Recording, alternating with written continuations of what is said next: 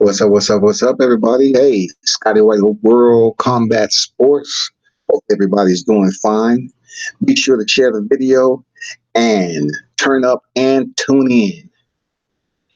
What's interesting in the aftermath of Ruiz now becoming a unified heavyweight champion is that the chaos has ensued all over. When I tell you it's ensued, ensued so much across the spectrum of boxing to the point where the shakeup is real. No one really knows what is going to happen right now.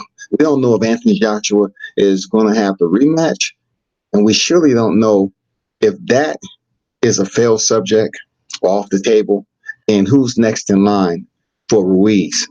I know everybody is like up in arms and saying, hey, we want to ingratiate the Mexican champion in Andy Ruiz, and his only loss is Joseph Parker. But when it comes down to it, I don't foresee Ruiz being a lone reigning champion. That's just me.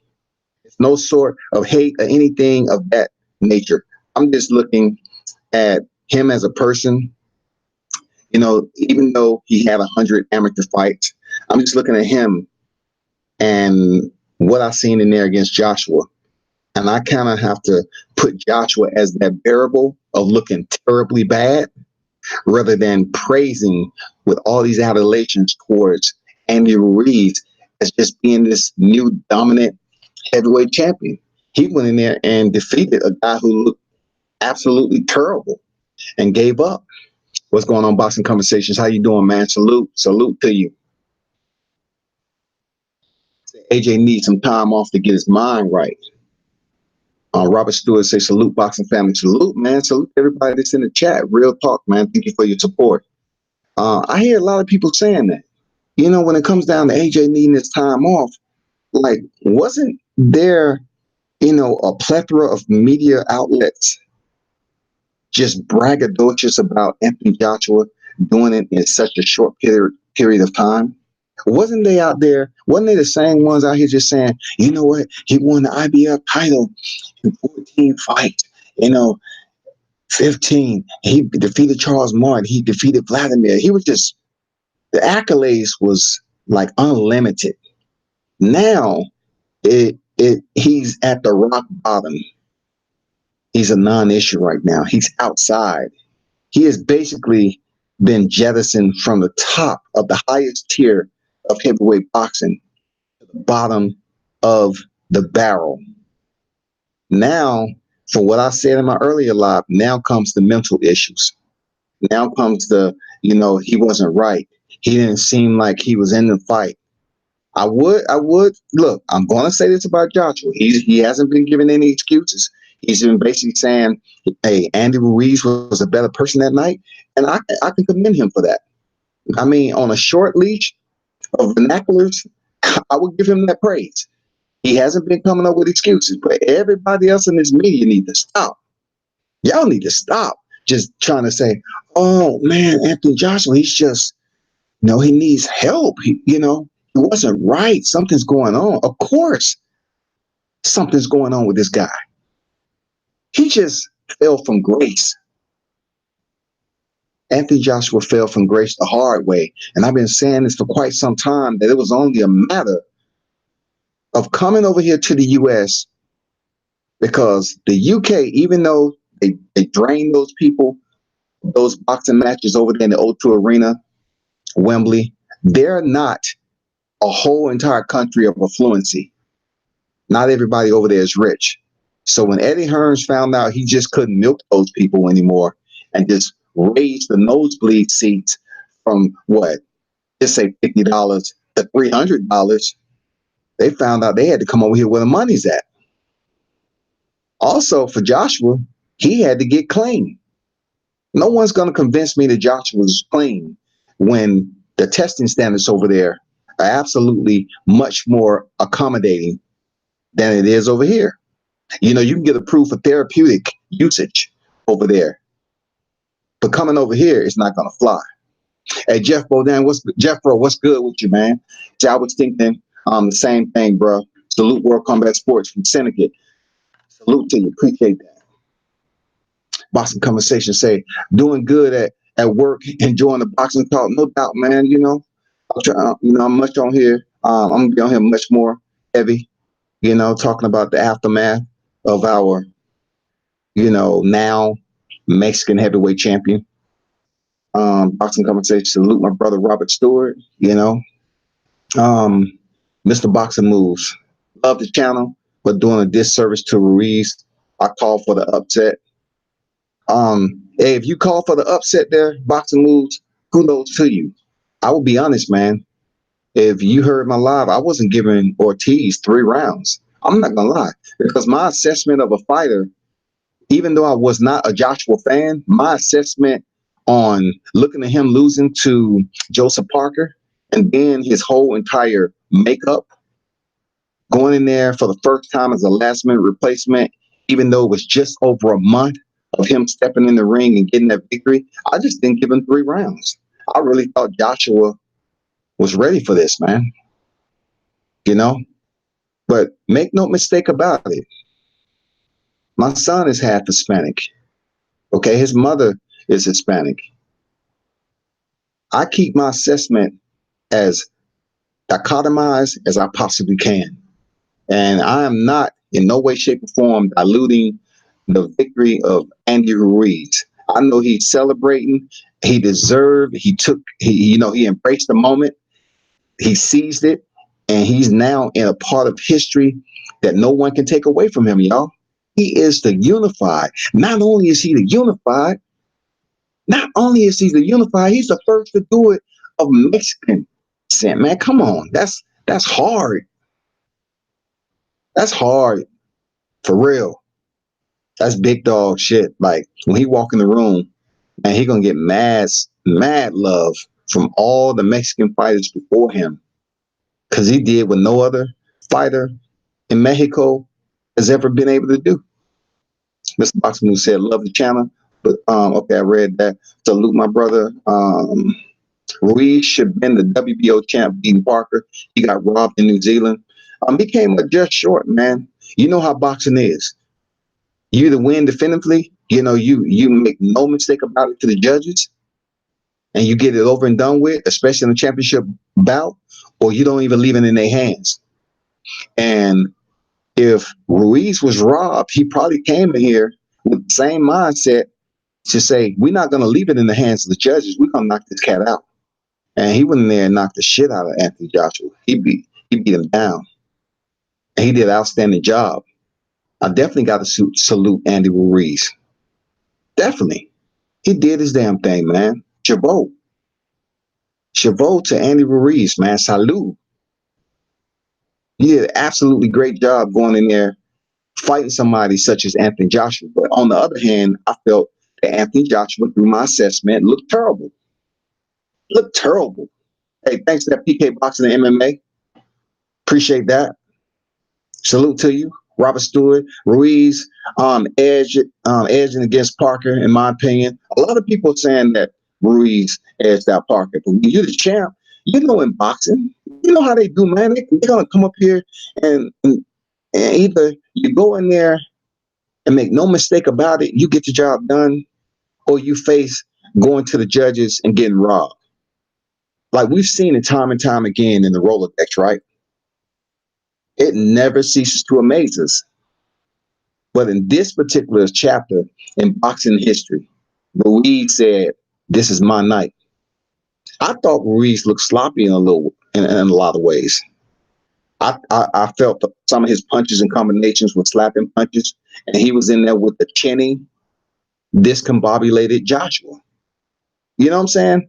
I just felt like when Joshua, being his robotic style, threw 2 punches, a 1-2 combination or whatever, Ruiz just said, hey, I can just let my hands go and the damage will be there.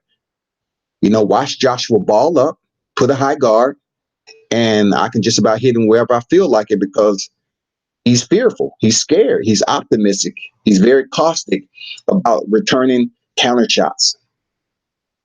But, man, I can't imagine how it's going down over there in Mexico. Real. I can only imagine, man. I know it's absolutely lit. I know he's getting the best tequila. I know they're having a fiesta. I know they having that true, authentic Mexican food for Ruiz. I know he's eating good. I'm telling you, the finest women coming out serving him that authentic Mexican delicacy. I'm telling you, I know he had some fun. It might be Monday, but over there in Mexico, I know it's probably like Cinco de Mayo. They are having fun over there celebrating them titles. Come on, man. There's a lot of people that won that night. Like if you betted on Ruiz, you got paid hefty. For real. If you betted some money on Ruiz, man, you got right. You got right. That bank account looking good.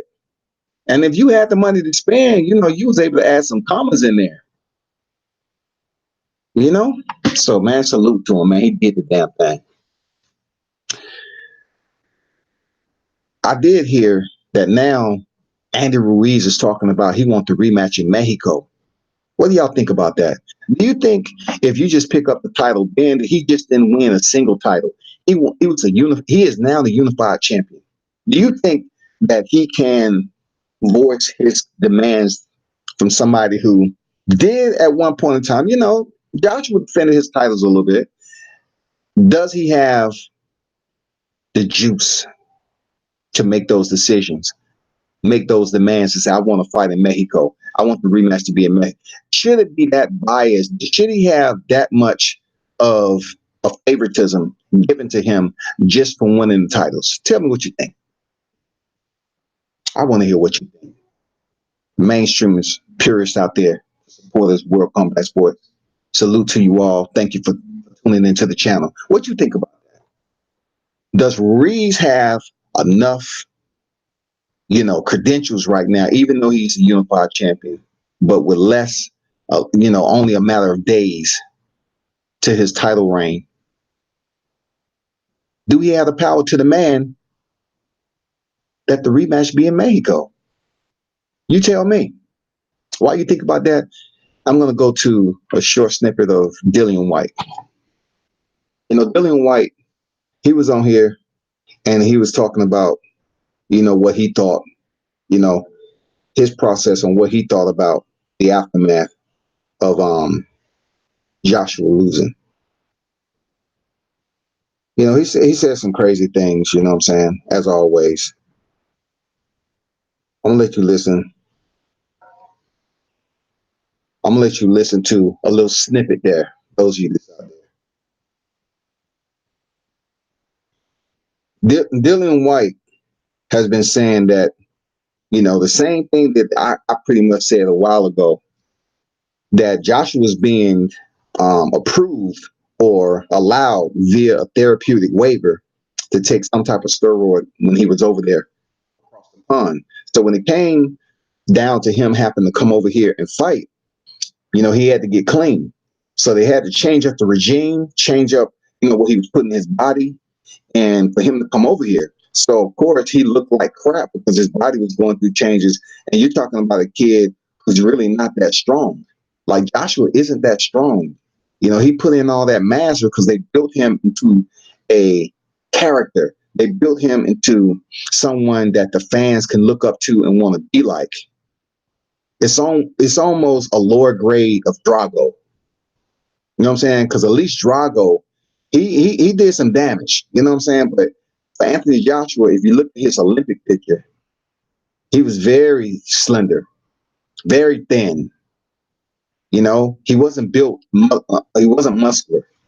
So when he got into the professional ranks, and for whatever reason, they tried to build him into this Adonis, absent of the true boxing skills, I just never believed when I seen him over there working on all that high-tech equipment that it was beneficial to him as a boxer. Like I said, stick to the basic shit. Stick to it. Be truly honest with yourself and stick to the basics. That's all. I mean, that's all. That's what I can say to that. Like, he was doing all this reaction drills and everything else, and I'm like, it doesn't seem like it's really helping him out. He came in there with Carlos Takam at at 254 when they agreed on a weight of 235. And he looks sluggish as hell. Like, why are you continuing to build this dude up and not work on his cardio? Why are you having him do anaerobic workouts and not aerobic workouts? You know what I'm saying? I feel like you're cheating him. And I'm never been an Anthony Joshua fan. You feel me on that?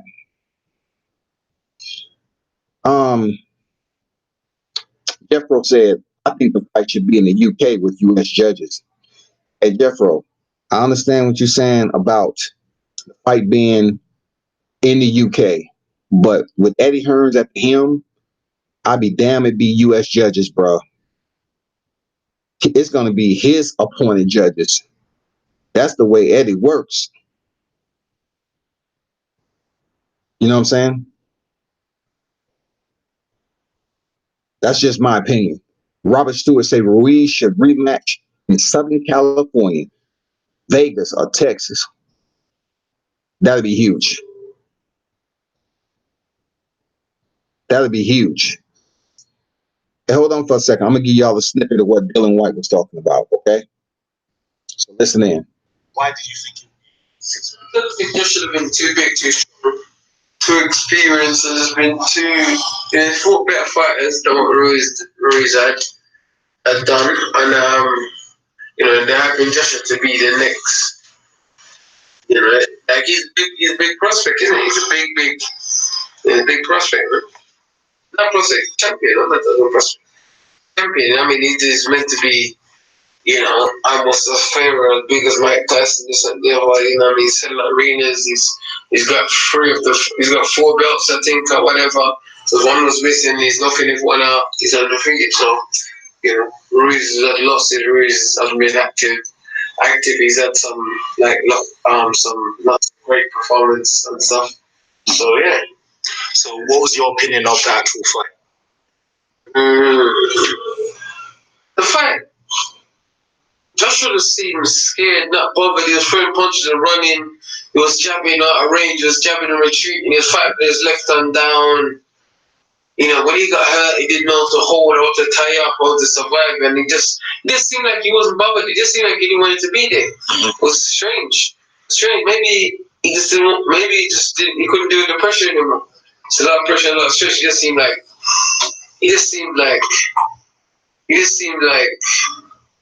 Because around to collect my money. That's all they seemed like. He said he's an landlord. He failed to collect the rent. Well, he did get paid. Okay, so that's Dillian Whyte. He's in the interview, obviously, and he's talking about his reaction to Joshua basically stepping in there, collecting a check. Now, if that's the case, a lot of Anthony Joshua fans love to speak about his pockets. No one really knows what he's getting out of the deal. And I'm pretty sure Eddie Hearns is definitely going to get that big chunk of the slice when it comes down to his percentage. We know that. All right. We know that. But coming in there just to get a check, it was a lot deeper than that to me. Because if you have a chance for the biggest payday in your career, you wouldn't have came in there and just accepted a check unless you was that fearful. And I believe, like they said so many times, they said it, that he was running and ducking between facing Deontay Wilder. He was. And seeing his performance in there with Ruiz, it makes all the sense in the world. I've been saying it myself. It makes all the sense in the world, y'all. He really didn't want to go in there with the heaviest punchers, the hardest puncher in the heavyweight division. That's Deontay Wilder. And I'll say it right now. If Deontay Wilder is granted the privilege to face Andy Ruiz in a unification bout, all of us on a level of intellectual assumptions, okay, we can prognosticate that the fight is not going to value what it would be if it was Deontay Wilder and Anthony Joshua. We understand that. You know what I'm saying? We don't have to think that in depth. But really, if it's Deontay Wilder and Andy Ruiz, now another wave comes from the Mexican side of the fan base when it comes to boxing. That's what makes it great.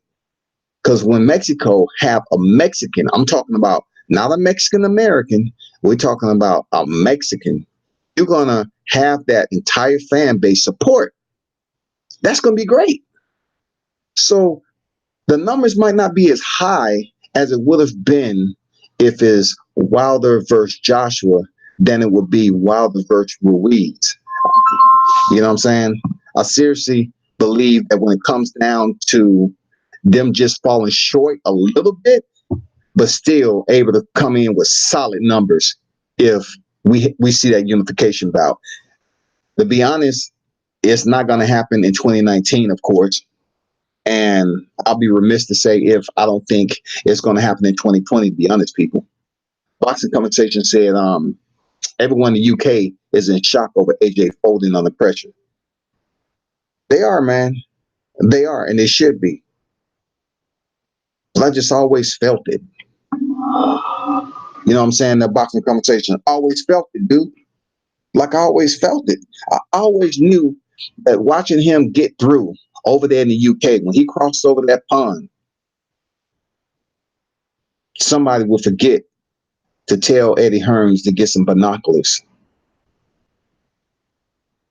Eddie Hearns refused to put an LP lookout just to assess. You know, in the military, we do site surveys. You know, you have intel from the air, ground. You get a binocular view. You know, you got to have the intel and the data. And you know, Eddie Hearns so comfortably making those decisions over in the UK. I really don't think he assessed how difficult it would be to come over here and run the motherfucking gauntlet. Eddie Hearns thought he can run the gauntlet over here at Madison Square Garden. He almost did. Like, if you look at the undercard, it's some people that I felt got screwed out of the win. But when they got to Anthony Joshua, though, they picked a guy who they felt wasn't going to be as competitive, but just enough to bring that Mexican fan base to Madison Square Garden so it wouldn't look bad up in there. Like, it wouldn't be a huge amount of seats left. They had to get somebody that can, you know, just recover and have those last minute fans drop in and say, yeah, let's go over here and see this Mexican Andy Ruiz fight Anthony Joshua for the unified titles. Let's do that. You know how Mexicans is. They'll go support. Filipinos, they'll go support. And they didn't do enough homework in their due diligence. And it backfired terribly, y'all. It backfired. It backfired because they looked at him and not being able to stand in there with Joshua. His body composite. You know, looking at the dude, his BMI is probably extremely high. His BF, you know, extremely high. But we all know in boxing, one punch changes the game, right? So in one narrative, you can say that Andy Ruiz look a certain way. He's chubby, fat, plump, doughy. And then you look at Anthony Joshua, and he's just the opposite. But yet when it comes to boxing, one punch can change the game. And it doesn't really have a template to the sport. It really doesn't. That's the beauty of the sweet science. It deals with entire makeup and what goes along with the backstory of these fighters to come in here and do what Andy Ruiz did. He looks absolutely opposite of any unified heavyweight champion that you have seen in your history. And he was able to pull it off. He just came in at the right time and got the call up from a guy who I always considered to have a fragmented chin, lacked the overall confidence for what the weight and payload was placed on his shoulders, and he faltered under pressure. Anthony Joshua faltered under pressure. Badly. Bad. Dude looked bad. And you know, that's the way I look at it, man. Like, I didn't think Andy Ruiz went in there with this super superb performance. Like, you know, we talk about Lennox Lewis, Hassan Rockman and stuff like that. Like, I didn't think it was one of those performances because Joshua looked less motivated than he did in earlier fights. And he looked terribly full of whatever that was going on in his inner being. You know what I'm saying? Joshua just seemed like he was depleted of what he needed to have in that fight. That was confidence. That was the right training camp. If he was mentally unstable, then somebody should have got him the right medical attention before he crossed over to the pond. Maybe he should have came over here to the U.S. 2 months, 3 months ahead of time to get fully acclimated, both mentally and physically, for such a grand fight. You hear what I'm saying? Possibly. It's just crazy, bro.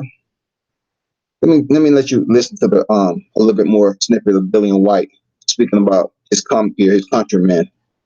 Hey, but left with the keys. The round before he got stopped, I think in the corner he was saying that he just doesn't feel right. Or why does it feel like this? Because you're in America and Nevada testing, you're not in the juice. That's why it's harder to get therapeutic use exemption there as it than it is in the UK. Mm. So you just heard what he said. This is why I hold these fans, these people that's accountable, kicking people out the group, like myself, who I was trying to tell you. I was telling you this several months back. Anthony Joshua went clean. Dillian Whyte just confirmed it. Why does it take a platform for fight fans to just understand that if you have an individual that seems like he do his research and you have the resources to do your research too?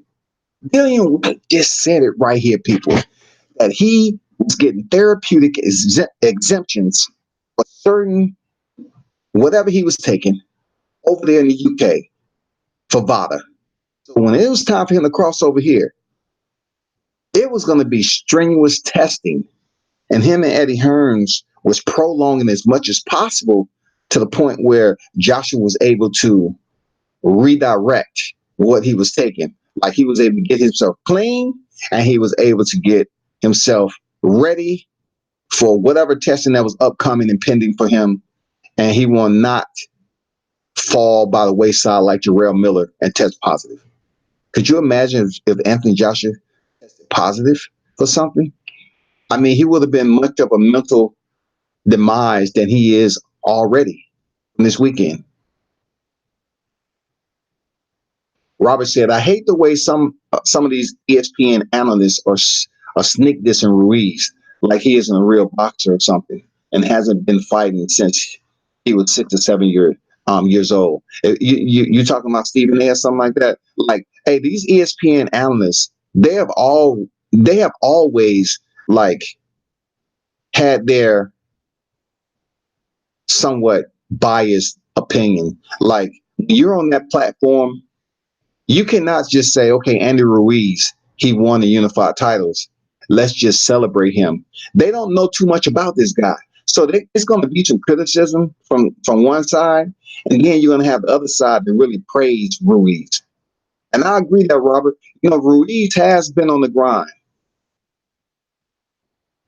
When I was over in California, I knew a lot of Mexican fighters, man. I went to a lot of Mexican gyms with Mexican fighters in there, and the training is a lot different. Ruiz did his due diligence, the homework. You know what I'm saying? Ruiz did what he had to do, man. He'd been in the game for quite some time. For real, he put in work. But we live in a judgmental world, man. You know that. You know how I look with Ruiz and the way he looked, just like Chris Arreola. They was hoping for Chris Arreola to be that champion. Chris Arreola was touted as being the one that was going to be in the slot for Andy Ruiz, but he just didn't have enough discipline to put down the refried beans. You know what I'm saying? He just didn't have the discipline to stop drinking all the time.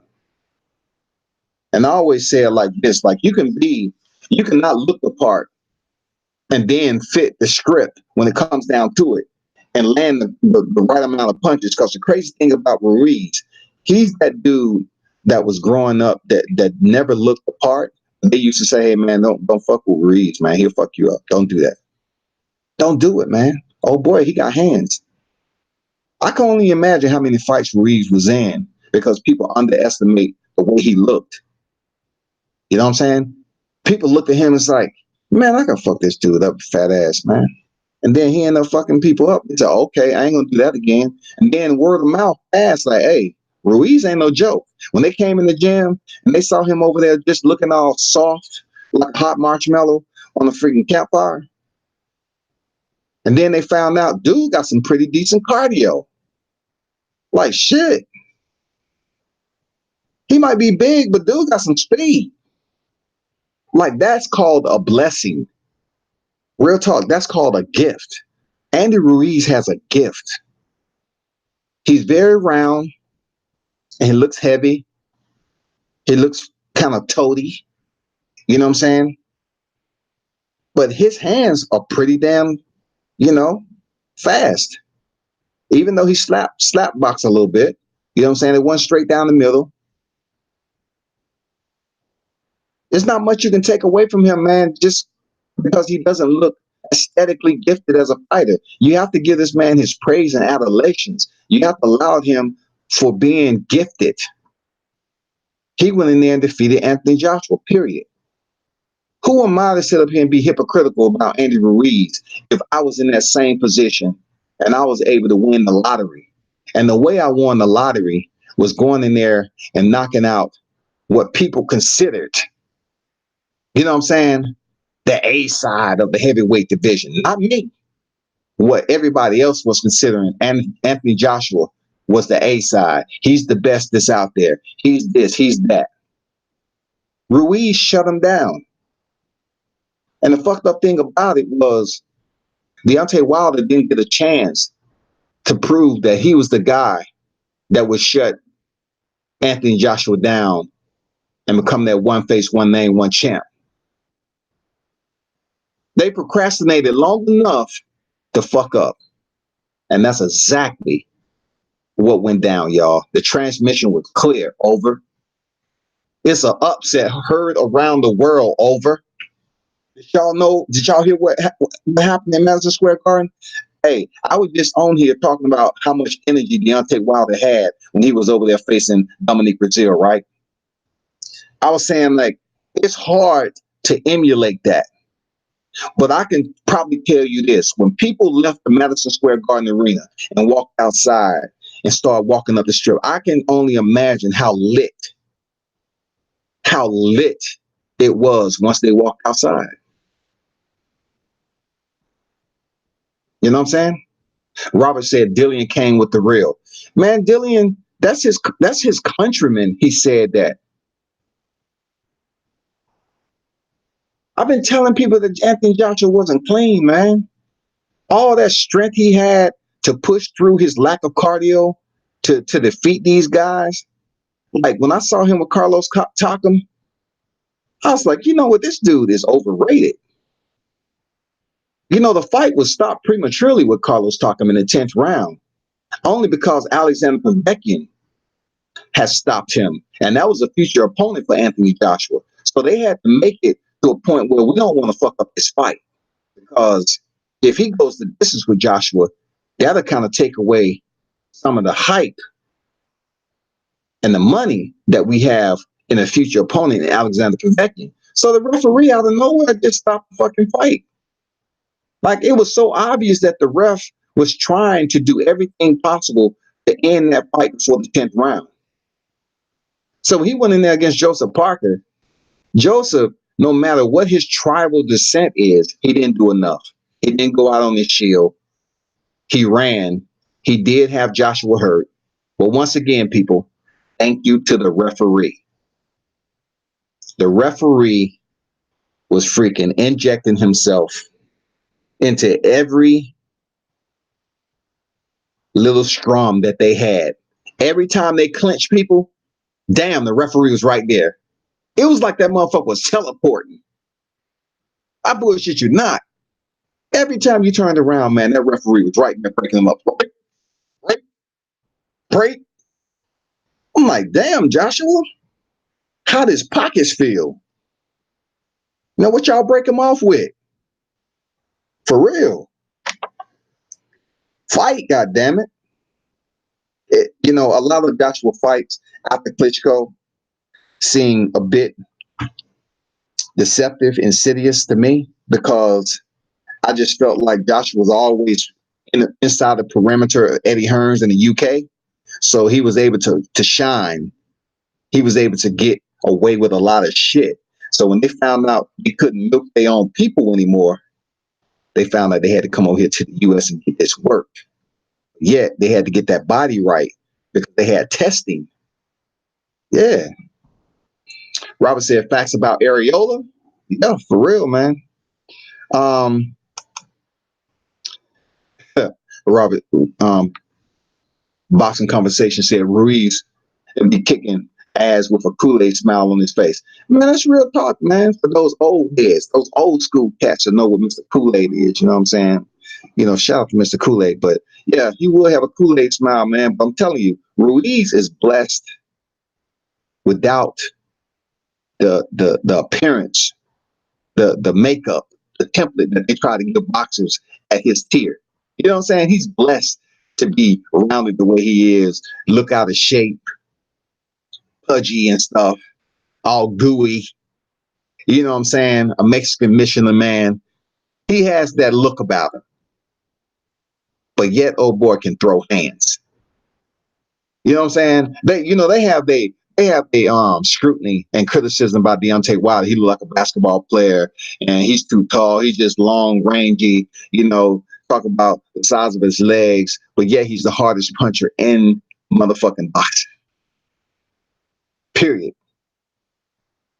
Ken 123 said, African Americans' hatred on AJ. African Americans, you cannot isolate them, and you cannot isolate me as having any type of hatred.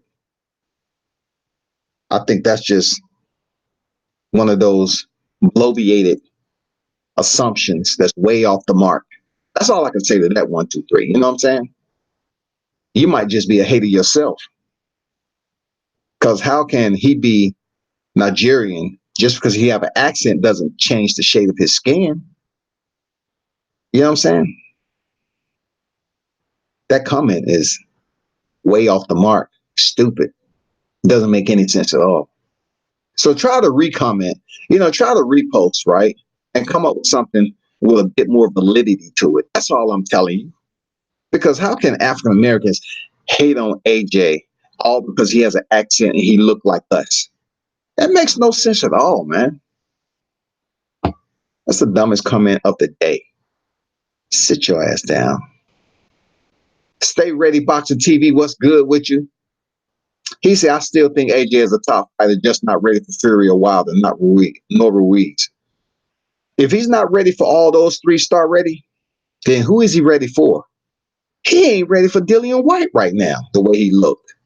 Dillian Whyte can slide up in there. Hey, Dillian Whyte, let me get back to him and listen to what he said. Because Dillian Whyte was keeping him 100. And I'm a big critic of Dillian Whyte. I don't think I used to give him criticism for selling himself out when it came down to jumping in the equation to campaign for those belts. You know what I'm saying? With Deontay Wilder, campaigning for the WBC, when he should have been campaigning for what Ruiz just got. He should have been saying, I want another rematch with Anthony Joshua. This is another part of the video with Dillian Whyte. That's right. But, listen, you live, you learn.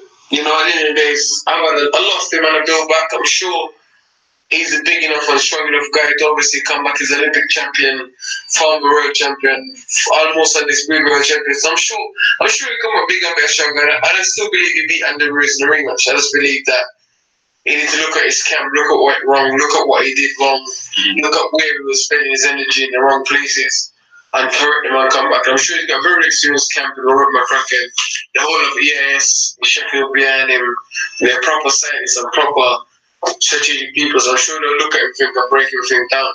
Maybe he should have gone out to America a longer time. Maybe he should have gone out to America 2 months ago or a month ago before the fight.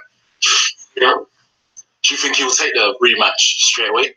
I think he will. I think he's a champion. He got championship qualities in him. So I think he will take the rematch. And I think. Let me stop right there. Dillian Whyte said he's a champion. He has championship qualities. I give Dillian Whyte the benefit of the doubt for, keeping a little bit 100, but bro, come on, stop tripping. Championship quality just because she's a champion. I mean, if you had championship quality, that means you should have pulled out that leash. You should have broke that leash. That dog should have came out. I'm talking about, that hyena. I'm talking about through adversity. You go from in the ring and you just see a blur because you're trying to save your own life. We're talking about the most tenacious state of damn arrest that you can be on. Unrest, rather. We're talking about fight or flight. We're talking about kill or be killed. Never quit or give up. Ready to fight, ready to kill. Ready to die, but never will. That's an old Marine Corps motto chant, though. I'm just saying, when you're on that level of championship, you got to dig deep down in the places that you never visited before and make it happen. That's all I'm saying. It's a certain different mindset that you got to have when you in a point that everything is on the line with your titles. You're in the hurt business. You have people out there in your country that adore you. You got to show them that you built for this. People are already questioning, are you coddled? Have you been micromanaged so closely by Eddie Hearns that you're not really that good? You're not really that good. We're still waiting. Okay, you went in there and you was able to pull through adversity with Vladimir, but Vladimir let up off the gas, though. I always tell people, in this day of time, a lot of people want to start you off at 0% when it comes to just competence, intellectual understanding, equal. We're talking about equal. People sometimes want to start you off with 0% and work your way up to 100. Instead of just starting you off at 100% and say, age appropriation and maturity, we good. I'm going to treat you with that respect.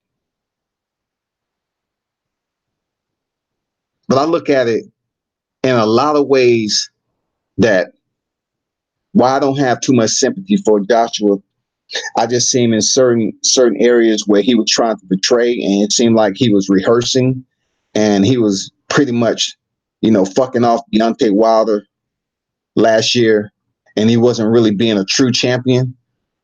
I knew they was procrastinating, man. They was being disingenuous. They was just coming over here. They was just making it seem like, they was sending the contract back and forth, and they was doing everything possible. But when it came down to the reality of Shelly Finkel and Lula Bella saying they had some questions on the contract and send back to Eddie Hearns, they tried to call him up to try to smooth everything out, and then they was getting a busy signal or whatever, the voicemail. I believe it. I believe that shit now. I believed it then, and I absolutely believe it now, that they were sending incomplete or absent, very minimal details in a contract of that magnitude for one of the biggest fights. They was leaving shit out intentionally. And then when somebody tried to call their ass up or call their people, they wasn't able to get in contact with Eddie Hearns. That's what I believe. I might be wrong, but that's what I believe, people. That's what I believe. I want to mention Kenny Porter. Okay, Kenny Porter just came on recently talking about Sean Porter, right? And the banter has been that we're looking forward for Errol Spence and Sean Porter to get it on. There's been a lot of talk about that. That's a fight to unify the titles at the welterweight division.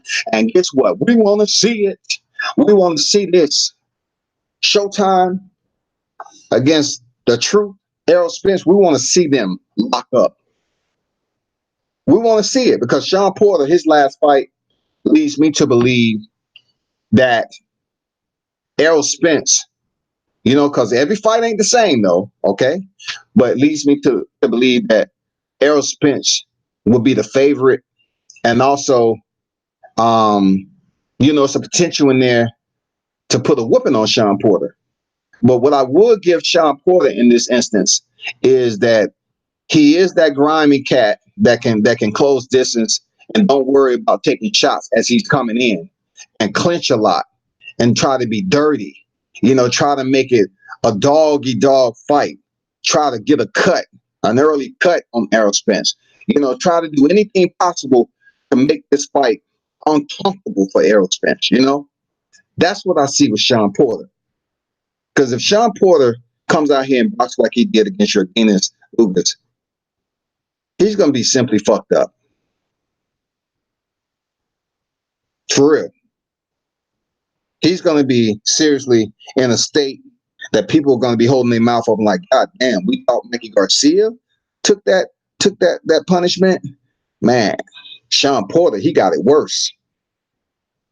If Sean Porter come out there and try to box a guy like Errol Spence, it will be an entertaining fight. And he may possibly stop Sean Porter if Sean comes out there looking like he did against Yordenis, man. That's real talk. And the crazy thing about Yordenis is that when I was in Texas, I rode on the elevator maybe like 3 times, seeing this dude back and forth when I was, waiting in between interviews and, charging up my camera and everything. I rode on the elevator with this dude, and I was in there with Buddy McGirt too.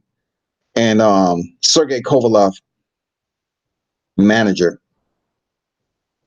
And all the time, right, I'm going to be honest, I just didn't know who he was. I didn't know who he was until I saw him to the lead up of when he was supposed to fight freaking Sean Porter. And I said, oh, shit. I was on the elevator with that dude. I didn't even get an interview. I saw him talking, but I was like, who is that guy? Like, in person, he kind of looked like Tevin Farmer. That's real talk. He kind of looked like a taller Tevin Farmer. I don't want to, act like I'm grouping the brothers together. You know what I'm saying? Like we all look alike because we don't. But in person, if you've seen him, he looked like a taller Tevin Farmer. So I didn't know who he was, man, but he was up there supporting a fighter that was in his camp, a stablemate of his. And that's what it was, man. So let me get you back on another snippet of Dillian Whyte speaking about his countryman, Anthony Joshua. I think, like I said, I believe he beats Ruiz. If he doesn't take the rematch straight away, I'll be very shocked. If he doesn't take the rematch straight away, then that's not a good sign. You versus Mr. Andy. No, I'll knock on the Ruiz out. I told Eddie, if you want those belts back straight away, give me the shot. Make it WBO mandatory and WBO #1. But I think. Did you just hear what he said?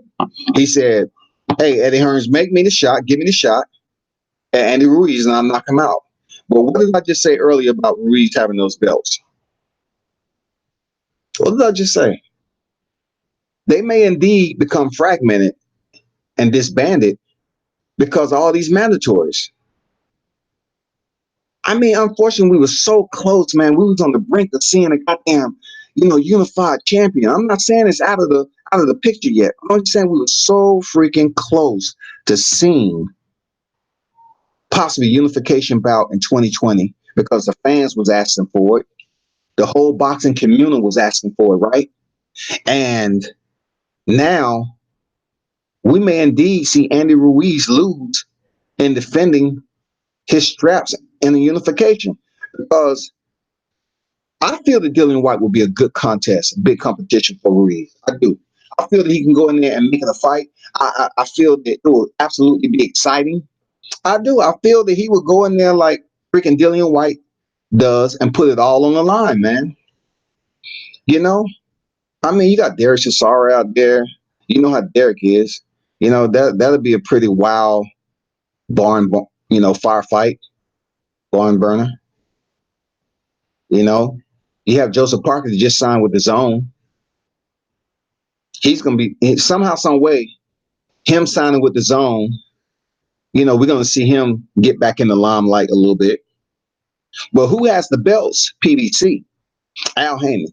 They have all the heavyweight straps. So I'm curious to see, is the unification going to supersede, a fight with, Ortiz? Is it possible for Deontay Wilder just to wait, pay step aside money or whatever to King Ortiz, and let's see him and Andy Ruiz fight at the end of the year or beginning of 2020. You know what I'm saying? I believe that would be absolutely fire. Absolute fire. WBC champion and the WBO, WBA, IBF, IBO champion, Andy Ruiz, newly crowned, facing the Bronze Bomber. It would be epic. It won't be as epic as Joshua, but it would be epic enough for us to come out and put butts in the seats, man, and got them get together and say, let's go see this right here. Because we know damn well there's going to be a unification, a unified, undisputed champion after it's all said and done. And you know where I'm at. Deontay Wilder gets it done. Deontay Wilder will knock Ruiz out. Period. He would knock Ruiz out. The range, Ruiz coming there all sporadic the way he was doing, just coming lineal, straight down the middle, and think he's going to be able to close distance on a power puncher like Deontay Wilder. It won't work like that. It won't. It will not, man. Stay Ready Boxing said, okay, I already read that. Boxing Conversation said Dillian is a slave for Eddie. The servitude has been obvious from Dillian Whyte for a long time. I know when it comes down to that narrative, it seems like a cliche to use, but I said it myself when Dillian Whyte was up here talking about, let's go, Deontay, let's go. And I was like saying to myself, Dillian, why aren't you over there in Anthony Joshua's face saying, you know what, I want my shot again. Hey, Mike, give me my shot, Mike. You knocked me out 7th round last time. It's time for me to redeem myself. No, that's a little bit of Australian right there. It's time for me to redeem myself. You know, I understand the totality for which took place that night, but it's really time for me to step back into the square, you and me, mano a mano, and get this on. Yes, I'm here. I feel right now I knocked you the spark out. Yeah, Dillian Whyte should have got down, took that shit, But now you up here, nobody's paying you attention. Dominic Breazeale gets a shot at WBC, not you. And that shit's crazy, man. Like, Dillian Whyte fought Anthony Joshua before Dominic Breazeale. Both of these cats was knocked out in the 7th round. Lucky 7. You know what I'm saying? And then turn around, Dominic Breazeale gets the shot, not Dillian Whyte. And then he gets on here and says that Deontay has been ducking him for a total of, what did he say? 600 and something days. If this man has been counting days as to him not fighting Deontay Wilder, why haven't you put up a much louder protest to let the people know what your intentions are? Get the shit done, Dillian. Because right now you're becoming a non-factor, bro. For real. I mean, I appreciate your interview. I call this Bezel Media, by the way. I told you that's, not too many, no one's out here doing it. It's just a quick, simple way to provide media on top of media. And, I just call it Bezel Media, just on time, on the drop. You can just critique and, put that media out off another clip. Dillian goes on to say this. If they're very much, IBF might end up stripping under Ruiz, which is interesting, which means the IBF belt might go vacant. And that's something I'll be looking to target. So let's see what happens. So, what would you say? So, do you think that it was more? So, you're basically saying it was more that had an off day rather than Ruiz done his thing. Ruiz done his thing. No point taking credit away from the man. He done his thing. He went up there, done his thing. Everyone was writing him off. I wrote him off. He proved me wrong. He went up there, he done his thing. But Joshua also didn't fight properly. He fought like he didn't want to be there. That opened the heavyweight division right up. So what he just said was Andy did his thing, but Joshua didn't fight properly. So it's kind of contradicting in the narrative that you just said, because you say Andy Ruiz did his thing, but Anthony Joshua didn't fight properly. Like, Anthony Joshua is much different than we've seen him in the past. That's real talk. It was much more different than what we used to seeing with Anthony Joshua. So it kind of falls along the line of what I just said, that Anthony Joshua then seemed like he was up on the level that he usually is. And it may be from having to clean himself up to cross the pond and come over here because it's more stricter testing. And he just didn't want to get caught or busted like Darrell Miller. You know, the shit is real. Like, when you come over here to the Mecca of boxing, the whole nomenclature is different. You can compartmentalize it. You can have, whoever on your team or whatever. But when it comes to Bada, Yasada, and all these people that's up here testing, and they have strict guidelines to make sure they keep the sport somewhat clean, you're going to find some people that get exposed. And that's exactly what happened to, Jarrell Miller, man, at the wrong time. Lost millions. And then he get on here after the post fight. He says what? He just says nothing, man. He's just up there with a tan on his face. He's looking discouraged, distraught. And he's understanding that that could have been him that lifted those belts. Cold, cold world, man. That's a cold, cold world. For real, that's a cold world. I did see Clarissa Shields in the back consoling Anthony Joshua. For whatever reason, I guess it was, a little bit of time to get some touchy-feely moments. And, she's always supported Anthony Joshua. But I'm like, Clarissa Shields, who's basically saying that she want to, spar certain guys, and that, she kind of put Sean Porter in the mix. Sean Porter would basically ragdog Clarissa Shields, thinking that she could sit on the outside and box with Sean Porter. I don't know what is basically injected into the veins, but it was it was hell of a freaking hit for Clarissa to believe she's gonna sit up here and start contending with dudes on the highest tier of boxing. So of course she asked Anthony Joshua. I don't know what it was for, but she said, let me come up there and spar, let me come in there and get some work. Anthony Joshua, even though he looked terrible with Ruiz, he faced a dog like Clarissa. He might have problems with that, man. Make sure no cell phone, mobile phones are in the building. If Clarissa comes in there and gets some sparring in with Anthony Joshua, I'm not saying she'll get the upper hand. I'm just saying the way Joshua looked at this point with Anthony Ruiz, he may not want to have anybody up in there with a mobile device. That's all I'm saying, people. That's all I'm saying. Something may happen, because we already know Clarissa Shields is absolute Tasmanian devil when it comes to the gas and how she go about authoritating her offensive technical skill set. So she was up there with Joshua backstage, and, giving each other hugs or whatever. And she asked to come and try to get some work with him, which, it is what it is. But I just think she should kind of pump the brakes, calling out Triple G. Because Triple G would change her life. Triple G would change her life. Sean Porter will have her rededicating herself to Christ. Sean Porter is that dog. For real. Sean Porter is that dog. I don't care if she's thinking that, Sean Porter used to contend at a higher weight class anyway.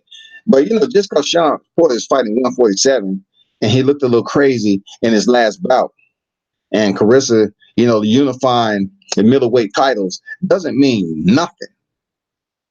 I don't know if she's still a little bit disorientated from that knockdown of Hannah Gabriel, but somebody need to wise up, Shawty. Like we say down here in the South, Shawty, you need to wise up, Shawty, man. Come on.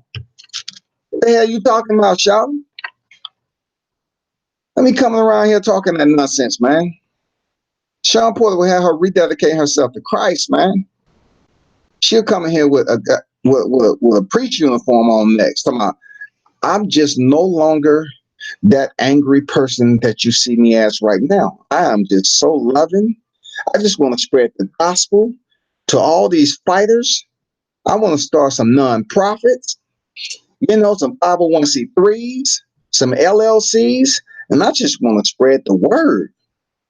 Well, Miss Shields, what brought about this drastic change in your boxing career? Did it somehow, you stepping in there and sparring Sean Porter and found out that he was a much more of what you call, let me see, a lion or, Tasmania or a honey badger or a Kodiak bear that you initially underestimated? Was that it? Well, to be honest, I don't remember too much that happened between the Sean Porter sparring. It's kind of all blurry to me. I just know I was in there and some things went down, and the rest is kind of blurry. And I'd be like, well, do you think it's because of Sean Porter just basically, teaching you a little bit that there are levels when it comes to male and female boxing? There are levels. There are strength variables that plays into that. There is experience. You know what I'm saying? There's technical levels that, goes along with fighting on the championship pinnacle that Sean Porter's been in there with, the likes of Kell Brook. You know what I'm saying? Keith Thurman. Been in the boxing game as long as he is. Do you think that played a role there, Miss Shields? Because if you ever look at Sean Porter's fights, he can get dirty. He ain't shy about throwing the headbutt in there. Sean Porter was born with the helmet. That's real talk. Like, Sean Porter may not be a power puncher per se, but Sean Porter will go in there and make you wake up internally. Sean Porter come in there with that forehead right on the bridge of your nose. I'm telling you. You're going to wish you was in a different place. Them knees are buckled. I'm serious. I mean, what is she thinking? Triple G, a person who loves taking punches, and Carissa Shields isn't a power puncher? I mean, what are you going to do with somebody like that? Triple G loved taking punches to the face. He loved blocking punches with his forehead. That's what he does. But anyway, enough of that, man. But I'm looking forward to seeing what transform over the next couple of weeks with the word. Is Anthony Joshua really going to take the rematch with Andy Ruiz? I just want to see if Joshua is done for a little bit to recommit himself. Because if you listen to what Anthony Joshua said, he said he got to make some moves. He's going to make some moves. What are those moves, though? Like, what are the moves? You're going to make some moves as far as your team. You're going to make some moves as far as leaving the UK, come over here and get with a different team. Is that it? Because we really, truly don't know what's his contractual commitment via Eddie Hearns. How long he's tied down to Eddie Hearns. Because he did sign a 3-fight deal, didn't he? Supposedly with like $100 million.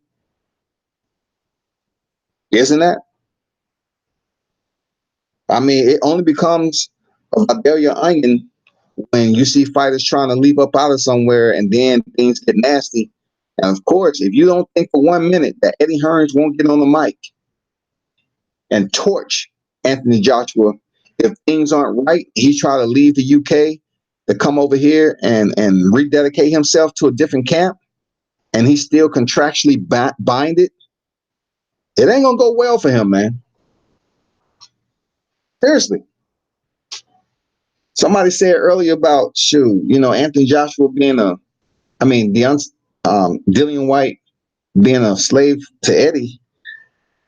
When they came over here to NYC, and Anthony Joshua said he had signed a contract, and Eddie told the media that, yeah, I signed the contract.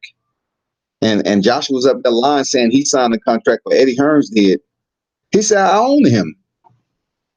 Eddie Hearns said that on media, right before the lens. I own Anthony Joshua. When another man says that, especially coming from the South, I'm like, what the fuck you mean, man? The fuck you getting up there? I would have had to have a talk like, dude, what you saying? Like when Dillian Whyte was sitting up there with Barry Hearns next to him, he said, now I have to call Dillian Whyte Mr. Dillian Whyte. Back then we were slave owners. Pretty much, I'm censored. I really can't go back and recall what I used to call him or what I would have called Dillian Whyte back then. It wouldn't have been nice. It would have been wholesome. It would have been quite dirty, to be honest. I probably wouldn't have been able to take my seat up here in front of the camera because of the obscenities that would have taken place with me addressing Dillian. So yes, I have to call him Mr. Dillian Whyte. I sure do. But you can only use your imagination, me being a slave owner, or what I would have addressed him as. Or I would have got the help to go seek him out and bring him in shackles right before me. Yes.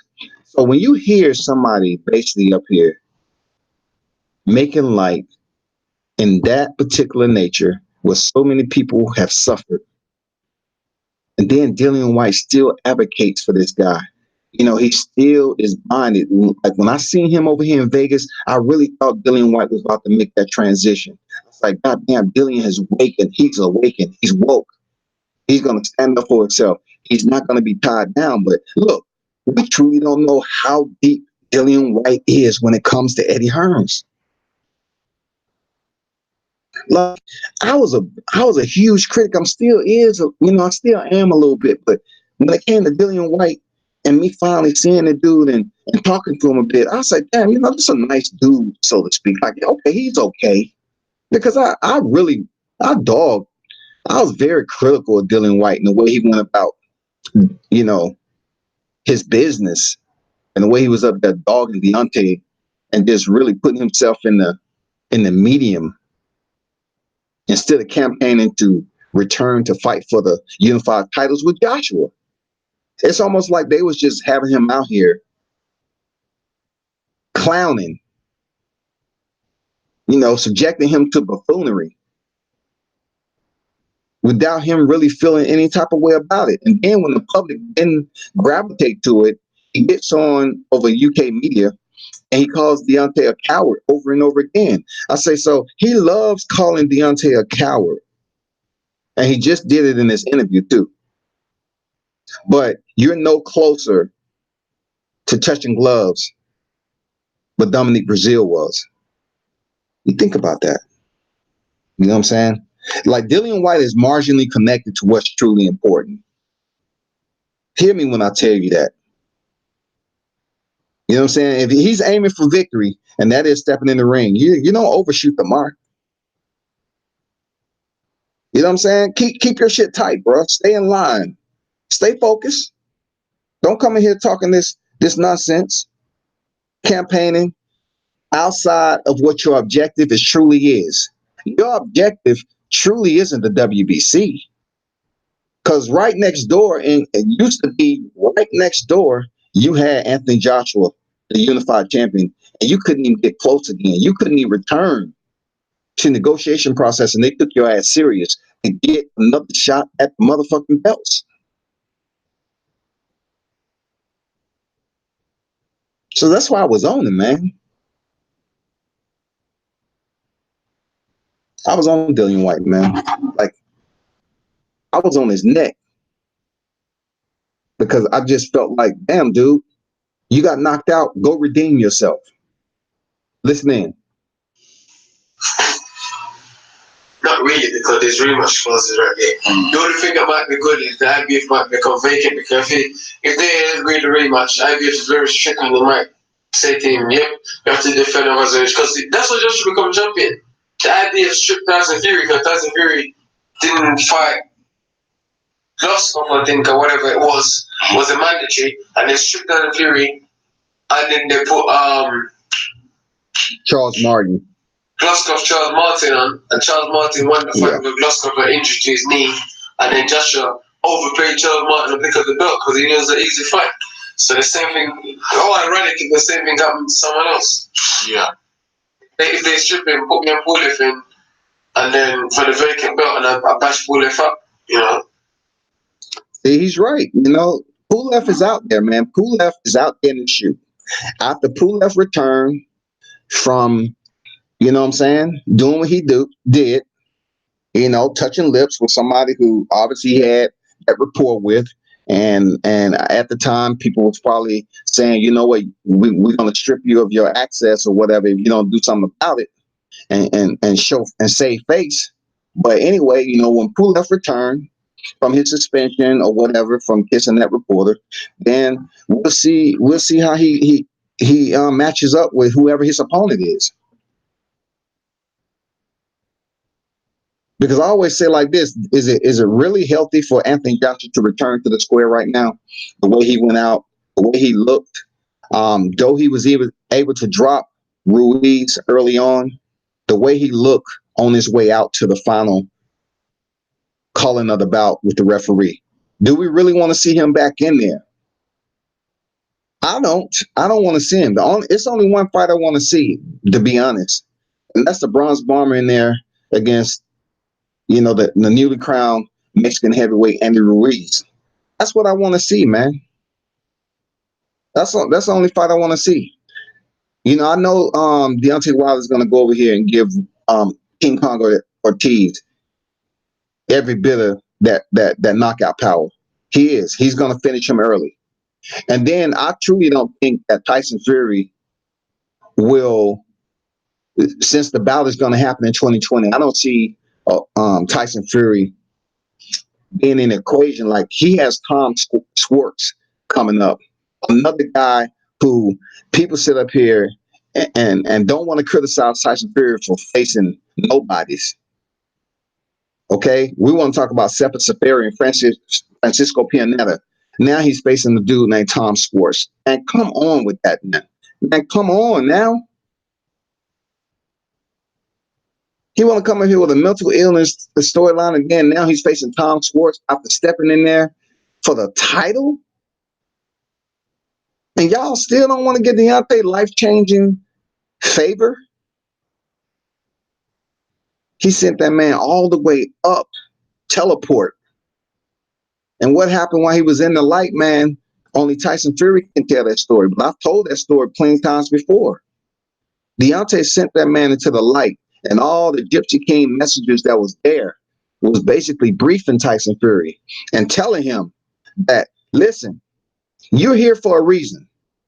That's because you got knocked out by the hardest hitter in the game. For real. That's why you're in this light right here. That's why you're in an isolated state of unconsciousness. Because right now, right here, we were sent to warn you. Once you come back to the reality and this light starts to dim and you hear Jack Reach counting to your right side, what I want you to do is remember, once you gain your bearing and you finish, make it, whatever you do, finish to the final bell, okay? Do it for the Gypsy Kings. Do not sign for a rematch. I repeat, the grand order has been handed down there, Tyson Fury, to the generations of fighting lineage from the Gypsy Kings. Do not sign that rematch with Deontay Wilder. It is not a healthy result that we want to see right now, okay? We don't want you to make that decision. It's very unhealthy. That's what they told him when he was knocked out. Don't you dare sign that rematch. So this brings on Tom Schwartz. I'm serious, man. How do you go in and fight for the title and then turn around and fight a name that's unfamiliar to probably 97.5% of the boxing community? How?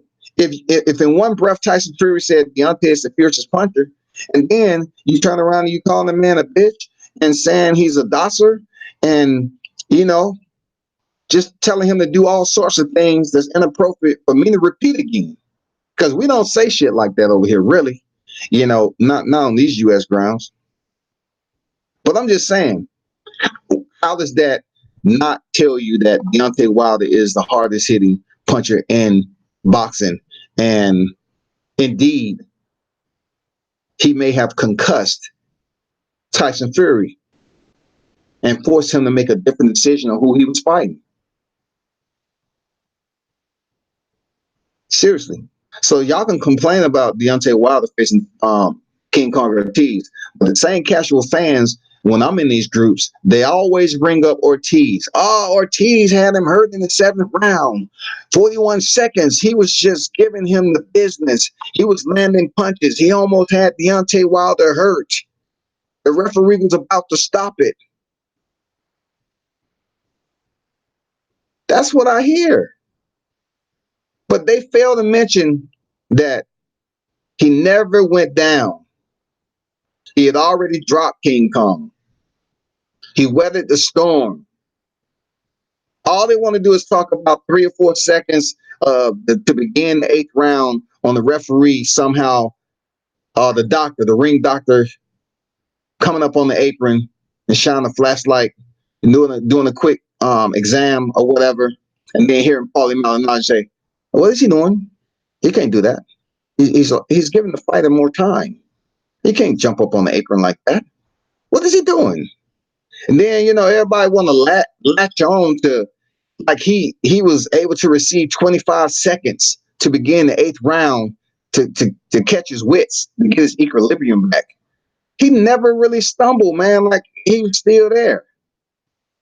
But now that he's rematching King Kong Ortiz, there's so many people that just want to make a big deal out of it.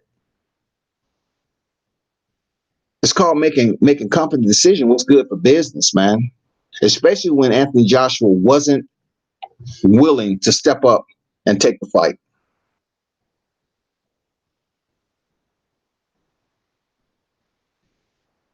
That's real. That's the only thing I can say.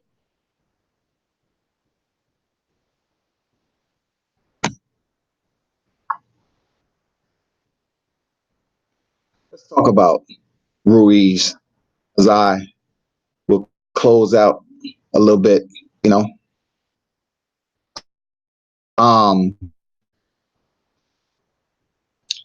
he claiming he either want to fight in Mexico or California. He's a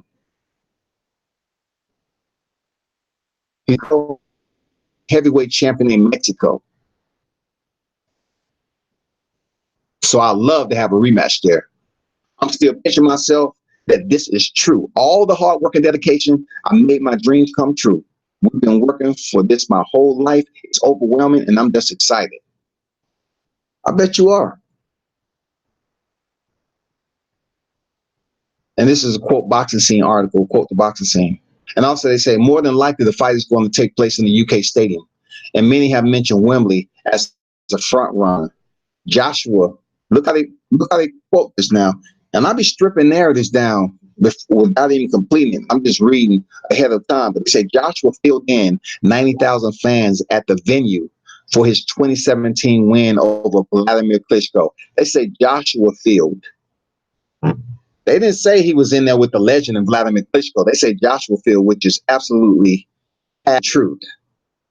You know what I'm saying? It's partially true because he did contend, but the legend and Vladimir Klitschko, to the people that loved them, was across the square to contend for the vacant WBA title. That's who was able to put those butts in the seat of 90,000. And you know what? A lot of Joshua fans, they always just lagging on to that and just all, enamored about, oh, wow, he's selling out venues, 80,000, 90,000 people. When? You know what I'm saying? Because when he fought Matt Legg, the first time that he went over there to Wembley, he fought a boxer named Matt Legg. He didn't sell that shit out. Not until he stepped in there with Vladimir Klitschko, he was able to put those numbers up there in Wembley Stadium. But then again, he came up with this 2-fight Wembley deal, out of the blue, because Eddie Hearns was like, oh, yeah, everybody's gonna lean heavy to support because he just signed this 3-fight $100 million deal supposedly. The DAZN deal came up.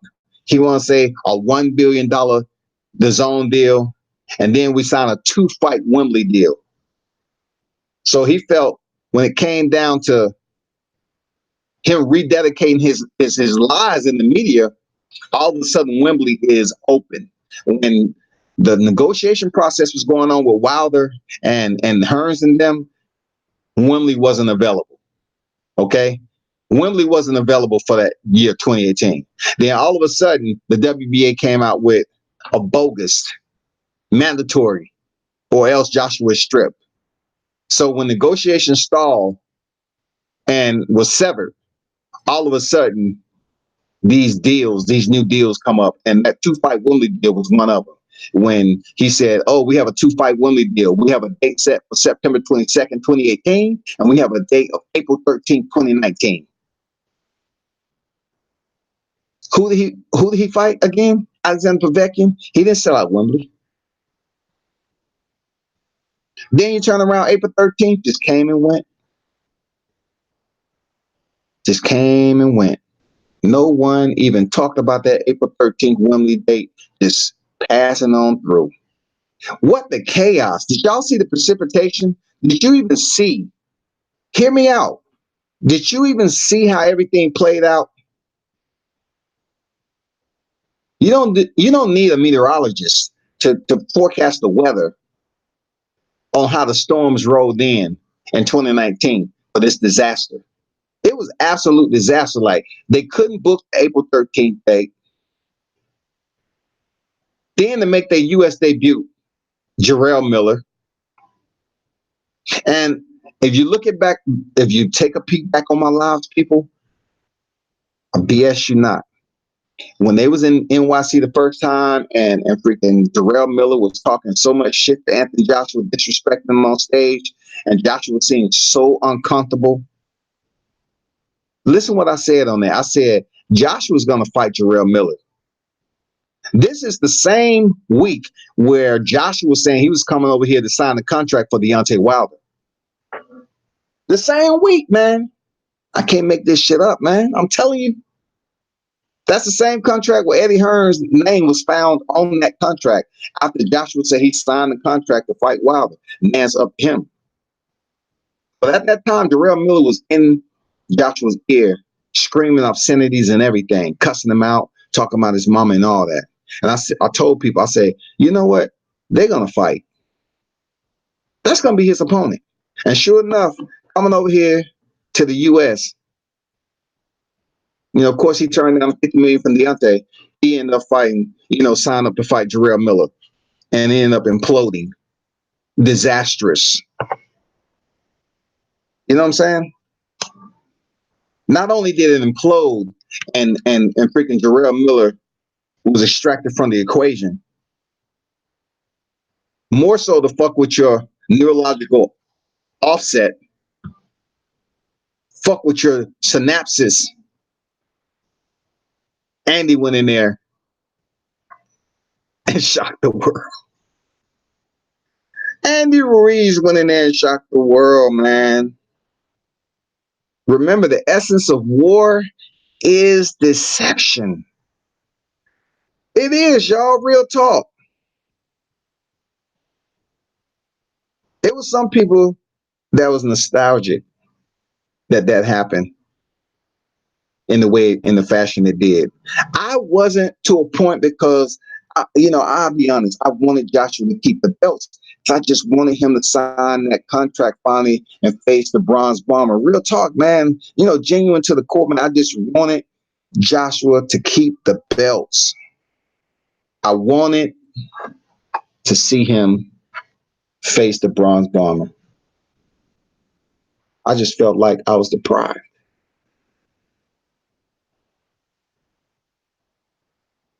Big L, what's good?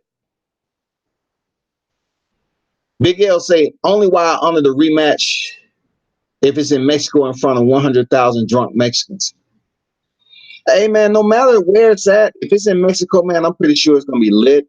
Man, I'm telling you, if that fight can go down in Mexico, man, it's going to be absolutely on a whole nother level of excitement. It's going to be electric. Seriously, it's going to be electric. And yeah, it's going to be some intoxicated fans over there. And I don't know, bro. Big L, I don't know. I don't think that's feasible for Anthony Joshua to be around people like that out of his comfort zone, because they will fuck him up. See, Joshua, him putting his hand around Ruiz and being this character, he's man, I'm telling you, it's something different about Joshua, for real. But for him to go up there and just put his hand around Ruiz and his coach and just like they getting ready to go to goddamn Chuck E. Cheese, take their kids over there and eat some pizza and talk about the fight. Seriously, it just seems like it was a lack of concern, you know what I'm saying, in a reactive nature, for him to feel bad about being stopped and losing the titles. But for him to go over there in a crowd like Mexico around some individuals that get down, like Mexicans, they celebrate differently. They look at a fight different. They will fuck the place up. Like Joshua go over here and they end up stopping Ruiz. Him and McCracken might have to get it cracking. Serious. You don't want to goddamn go to Mexico, man, and they got their first heavyweight Mexican champion, and you go over there and defeat or stop Ruiz. Hey, I don't think you're gonna make it to the door, sir. I'm just being honest. I already got the word. They in the parking lot. You ain't going far. And in the dressing room, don't even go back there. You won't make it. They already have a perimeter back there, 15 to 20. You're not getting far. I told you. You come to Mexico, you better know what the orders are. You don't go over here. That's our first heavyweight champion. You violate the order. Now we're about to violate you. I told you. The best thing you can do is plead for mercy. That's all I can tell you. Don't go to the dressing room. Don't go to the parking lot.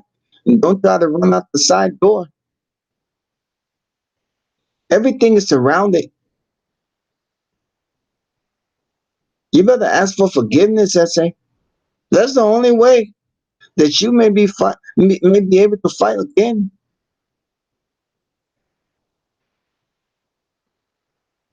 And you let Jesus, if you let him crack you over the head with the tequila bottle we just finished, then maybe we'll show mercy. But you don't do that, essay. You don't come over here to Mexico. All of us are La Familia. We love our champion. And we told you on fight week, we gave you the head nod. Don't you dare fuck with us, puto. Don't do it. We told you it's different. You disrespect everyone before us, essay. Julio Cesar Chavez, Roberto Duran, Saul, no, not Canelo, no. Juan Manuel Marquez, Eric Morales. Don't do it, essay. It's too late. For real, that's what it's gonna be, man. Real talk. You go over there and fuck around in Mexico, you're gonna have some issues. You know how Anthony Joshua, he can't handle that surrounding, that anxiety, bro. They get down in the UK too. Like them Brits, they get drinking and everything. They'll tear the place up, man. That's real. That's real.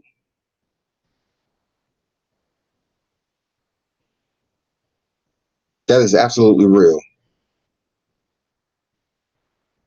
But let me let you listen to a little bit more of Dillian Whyte, and I'm gonna be on my way up out of here, people, because I know y'all getting off work. You know, it's Monday and everything. People just now rolling in, you know, getting their dinner and everything. But World Combat Sports, you know, I have to bring you the hot and heavy, the exclusive, and talk about the aftermath of everything that's going on. And, you know, will we ever see Anthony Joshua get back in the ring? Here go Dillian Whyte, continue interview.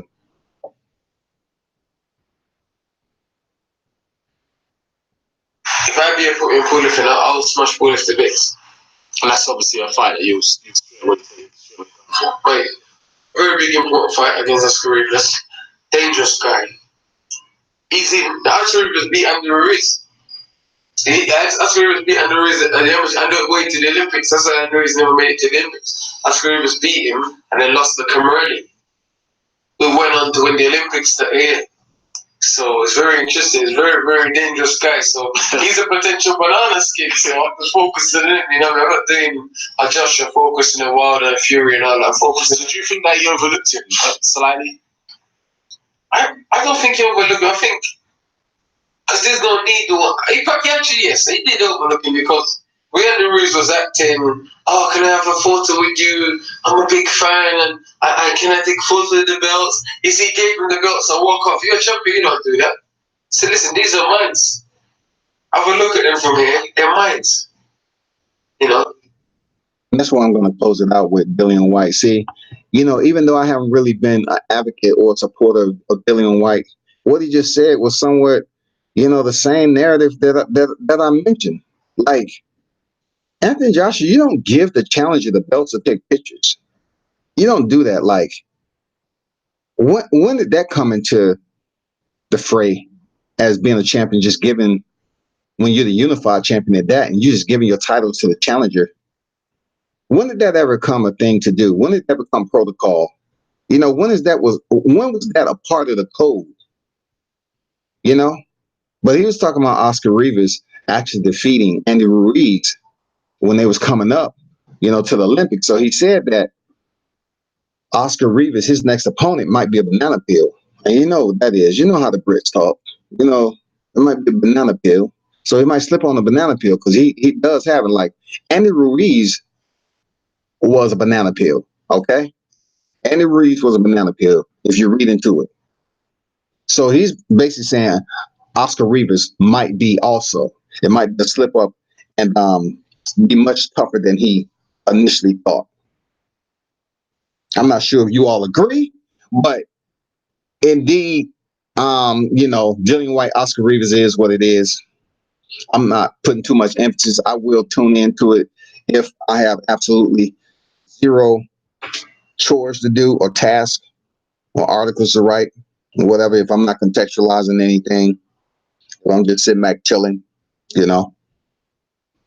What y'all think? Are y'all really out there to kind of see, you know, Dillian Whyte face Oscar Rivas, if you even know who the guy is? You know, he's not a slouch. You know what I'm saying? Even though he did remind me of a modern day Mr. Clean, the guy that used to be on the Pine Sol bottle. He did remind me of that a lot. Like somebody powdered his entire head and put on makeup. It just looked weird. It looked like an eraser. You know what I'm saying? He just looked like an eraser, a human eraser. Well, I look forward to it.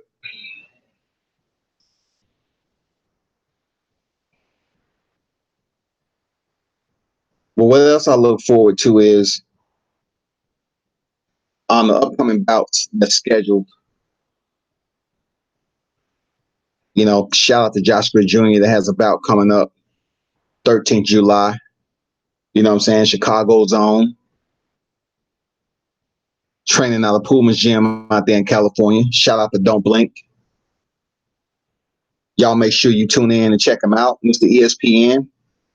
The fighter that's known to say night after the referee's instructions is basically giving a warning to his opponent that somehow in the fight you will face a state of rest. What I like to call the land of nod. Josh Gray Jr. is that dude. You know what I'm saying? I think he has one of the best 360 all around skill sets in the sport, man. Real talk. Joshua Jr. is a real one. Good dude. Finally had a chance to meet him out there in NYC doing big things. You know, he's a top ranked fighter signed with Jay Prince. You know, if you watch if you have follow him on his ascension in the sport, he's really doing solid moves, man. And he's really proven that, you know, with maturity, you know, you can't just keep living in the past like you're still blaming all of your decisions and mistakes on how you grew up. Because, you know, he was out there. He experienced it. No ifs, ands, or buts about it. He was that guy. And even when he dropped out of boxing a little bit, you know, coming up in the amateurs, I believe, he ran into a decision that he felt he was robbed. So he just stopped. But he continued to go to the gym, but he stopped competing for a brief period. And you know, his coach kept on telling him, hey, man, you need to get back in there. You good. You good, man. You need to get back in here. So the only blemish on his ledger is when he was trying to decide, you know, which way he was going to box at. Since then, he's on a 17-fight win streak, man. Dude is serious. Joshua Grid Jr. is serious. He take his training, his dedication, his art, and his delegation in the ring serious. It's just not a gimmick. I know there's never been another fighter out there to bring a pillow to the ring, but he is that guy. And his skill set proves it when he goes in there and technically overwhelms his opponent. If you want to fight off the back foot, you want to close the distance, or you want to box, or you want to go tit for tat, I mean, he can pretty much do it all. He's going to be the co-main event on the Shakur Stevenson over in Newark next month. It's going to be lit. I mean, the rise is real with Joshua Jr. The rise is real with Olympian Shakur Stevenson. It's real. You know what I'm saying? But shout out to Joshua Jr. Don't blink, man. Shout out to his stablemate, Nathaniel Gallimore. You know what I'm saying? Shout out to Pullman's Gym over there in California. They're doing big things. Shout out to the dang whole team. Look forward to seeing them get back in the square and getting that next victory. Shout out to the Bomb Squad crew. Deontay Wilder out of Tuscaloosa, Alabama, the WBC crown holder. Heavy is the head. Heavy is the head. Know that. Heavy is the head who wear the crown. Shout out to his whole team, man. Hopefully we see Dion equalize the Nichols and get back in the square. You know what I'm saying? He wasn't able to fight. He's supposed to have a fault on Deontay's undercard, but something happened with his medicals or whatever. And then, you know, shout out to Tate Jones, man, one of the fighters down here in GA. That's a part of the Bomb Squad team. So, people, that is what I got. I thank you for turning up and tuning in to World Combat Sports. Be sure to follow me on all social media, Facebook, IG, Twitter, and of course the YouTube channel. I will be on here hot and heavy in between time, you know what I'm saying? And I always like to hear your feedback, whether it's negative or positive, but you know what won't be tolerated with very minimal passes will be trolls. I truly want to talk about something conducive. That's all I can tell you. I really want to talk about something conducive and productive to the learning process of boxing. That's all I got to say. But y'all keep on showing up though. And before I go, let me kind of talk about a little bit of MMA. Let me see what's going on with the MMA. You know.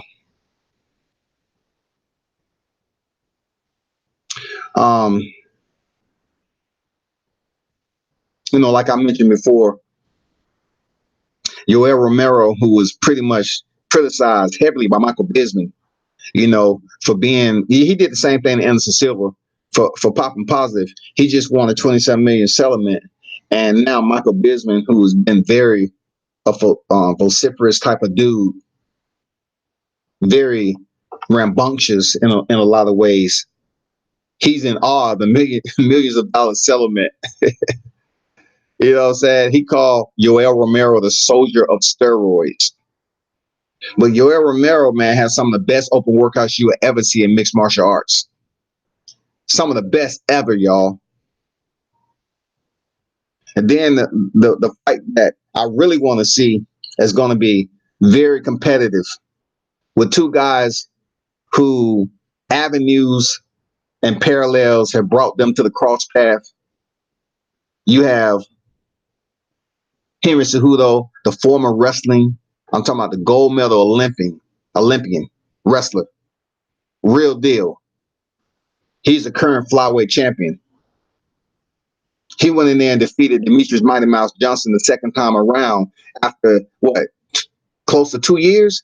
He had to return and was able to use his wrestling and striking to really dominate and impose his will on Demetrius Johnson, who is, he was considered a goated flyweight, man. He defended the title like 10 times. He superseded Anthony Anderson Silva's record. Now he's going in there against Marlon Moraes. Marlon Moraes has had highlight reel knockouts. Like, when he was in there against Sterling, Funkmaster Flex, Sterling, that switch kick that he landed, Sterling was kind of, a little bit complacent once he was getting off the ground. And then, before he knew it, freaking Moraes hit that switch kick and hit him with a high kick to the head, with a switch high left kick to the head, knocked him out stiff. And then Jimmy Rivera came in there, who had a pretty respectable record. Like, dude was on a crazy win streak. And Moraes did the exact same thing he did to Sterling. Switch kick, seemed like he was going to the body, but went over the top of the guard, which was up. He set up the guard right, Jimmy did, to block that kick. But Moraes went over the top and clipped him right up over the top of his right side guard. So that was two very sharp wins by Moraes, technically sound, precise. Now he's going in there and fighting Henry Cejudo, which has pretty good striking, pretty good wrestling. I'm curious to see if Henry Cejudo can take Marlon Moraes to the ground, because Moraes has pretty decent takedown defense, and his jiu-jitsu is absolutely fire. But Henry Cejudo is no slouch on the ground either. So they do the touch gloves, man. It's going to be a firefight. It's absolutely going to be a showpiece, man. I just can't wait to see that fight.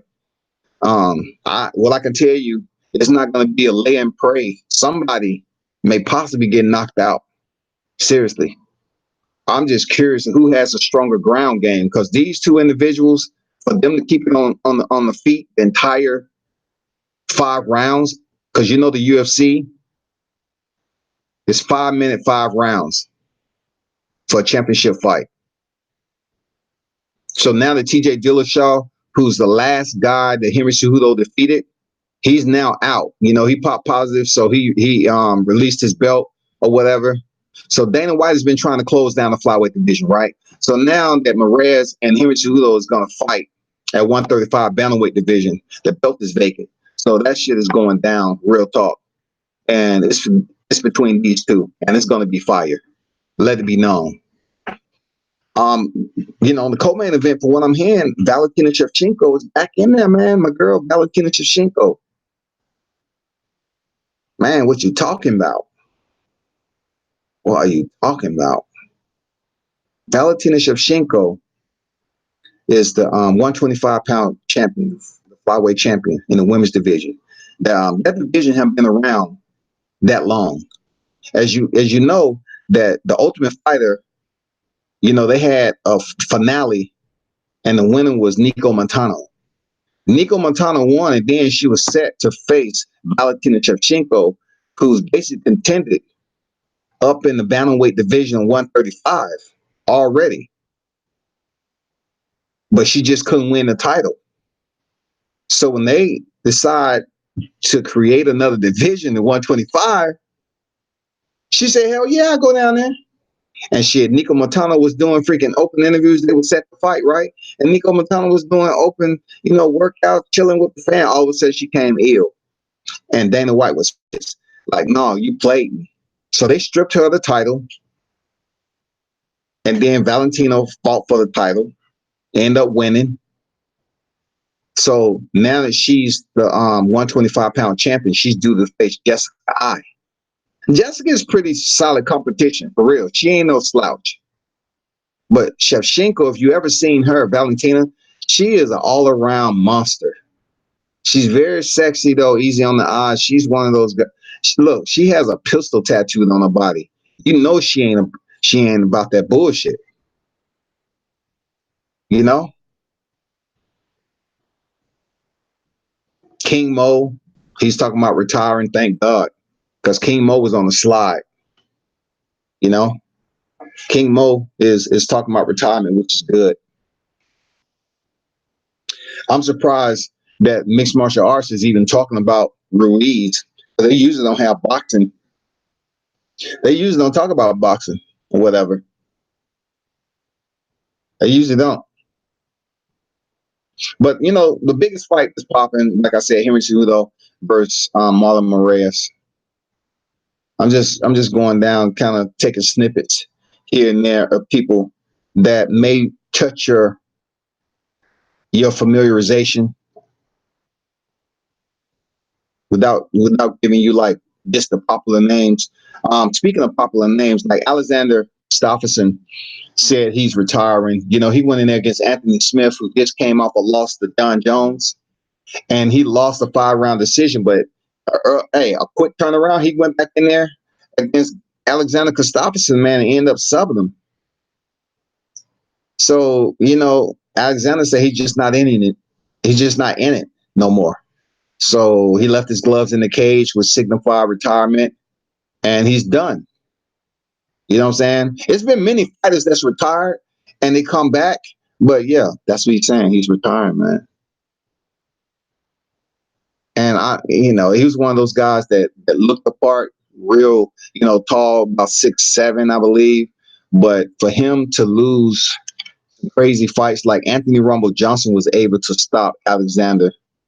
But yet he went, Alexander Gustafsson went 5 rounds with John Jones. Like, he just had an up and down. You know what I'm saying? For him to get beat by Anthony Smith, who's 32-14. 32-14. That just goes to show you how things work out. But that's all I got, people. I appreciate y'all for stopping through. Until next time, be sure to turn up and tune in. You know what it is. Coming to you with the hottest media on the block, man. Shout out to these guys over here in the LDBC, World Breaker Fighting, 78 Sports, Mobcast, Blue Blood. Shout out to them guys, man. Y'all doing a hell of a job. Till next time.